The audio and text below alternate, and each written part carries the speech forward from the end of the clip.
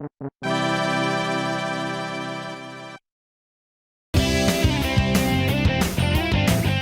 mascots have been quite popular in the 80s and 90s, with mascots like Chester the Cheetah, Yonoid, and Ronald McDonald. So popular in fact that there were video games based on these mascots that mostly serve as advertisements for their products.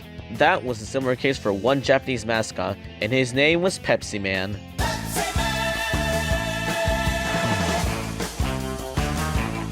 In the mid-90s, Pepsiman was created as a mascot for Pepsi's Japanese brand. He appeared in several commercials at the time, and most of them have the same premise. Someone craves for Pepsi, Pepsiman comes in and gives someone Pepsi, then something silly happens in the process. Like Pepsiman getting injured. The commercials were apparently not enough for the brand, when in 1999, a company by the name of Kindle Magic Develop, who are known for porting and developing Bishoujo games? What the f is that? Oh my god! Developed the game simply known as Pepsiman, which was released on March 4th of 1999, and I'm going to play it. By emulating it, of course. When you think I have money?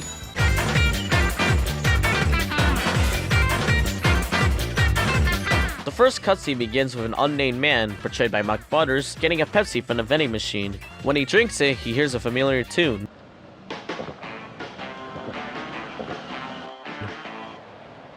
Mom? After having the voices in his head haunt him a couple of times while drinking a nice refreshing Pepsi, he decides to look into the can, as the cameraman does the same thing. I suppose that's where the Pepsiman universe takes place.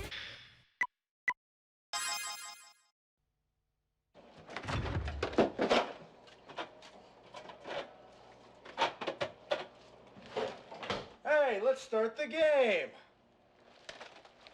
Well, that just happened. The live-action cutscenes afterwards sort of serve as a reward for being the stage. They're weird, but they're also funny to see how silly Mike can act in these scenes. What makes it funnier is the poorly worded slogans at the end. Pepsi for pizza. The story with Mike ends with him having to take a piss after one too many Pepsis, as that happens again. For the in-game cutscenes, however, it's basically just some person giving Pepsiman the objective, but what they say raises more questions than answers. Firstly, and I was just on my way there when I got a flat tire.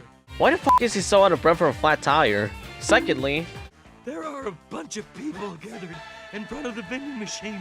They want Pepsi. And the word is that they're just about to riot. How are people going to riot over one vending machine?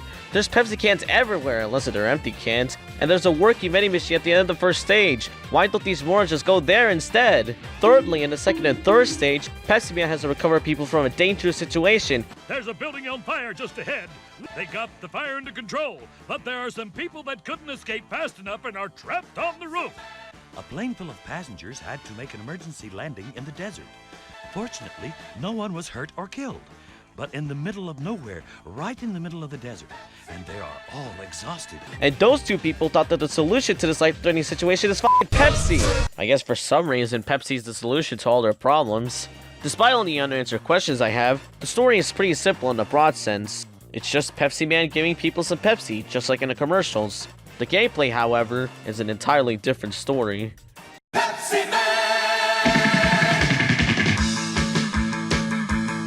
Pepsiman has 4 stages in total, each of them being 3 parts known as scenes. Scenes 1 and 2 are running levels, and scene 3 is the getting chased by giant moving object level. The running stages is where you control Pepsiman in an endless runner-like fashion, meaning you can only move him left and right. By doing so, you also have to avoid obstacles in your way by jumping, sliding, sprinting, and braking to make your way to the goal before time runs out, or by getting hit too many times to the point where you're fucking dead.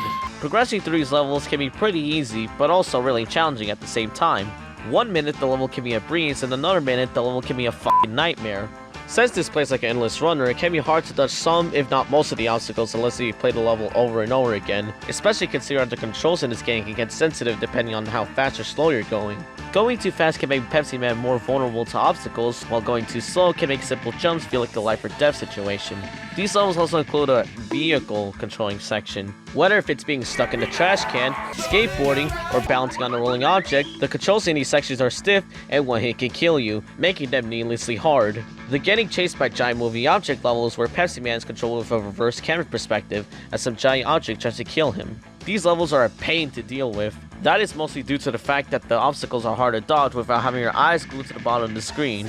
And you can only get hit 3 times. 3 chances and you're dead.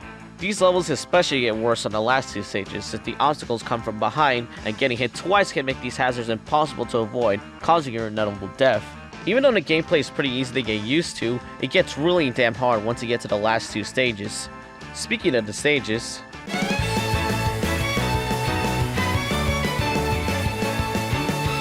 as mentioned before, Pepsiman has 4 stages, and each of them has a different theme to it. Stage 1 is an urban neighborhood, Stage 2 is Detroit, Michigan, Stage 3 is a desert, and Stage 4 is Pepsi Goddamn City. The aesthetic of each stage is pretty unique, and doesn't feel similar to the last. Each stage also has its own music track, which is essentially the Pepsiman theme remixed into various genres.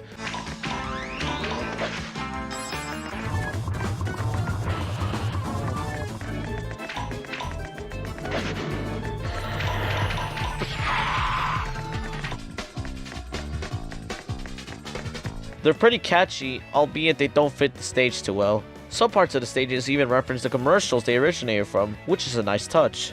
How the stages are played, however, vary between each stage as they get more frustrating to complete. Stage 1 starts off pretty basic.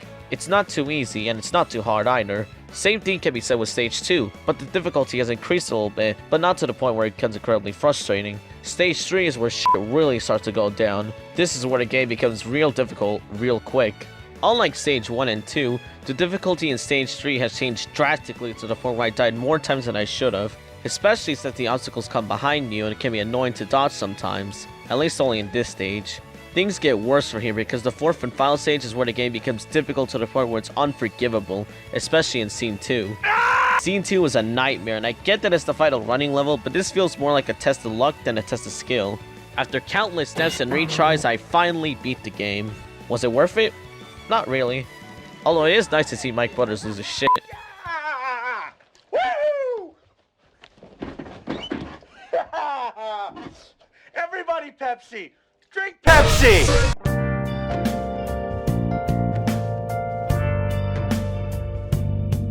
For a game about Pepsi, it's a really strange experience. The story can get confusing and weird at times despite its simple premise. The cutscenes with Mike Brothers are strange, but also charming at the same time. The gameplay is challenging, but sometimes not in a good way, and the game has made me reconsider drinking Pepsi despite all the marketing that's plastered everywhere. Pepsiman for the PS1 is not a bad game in my opinion, but it's definitely an unforgettable experience that makes me question my existence and my sanity.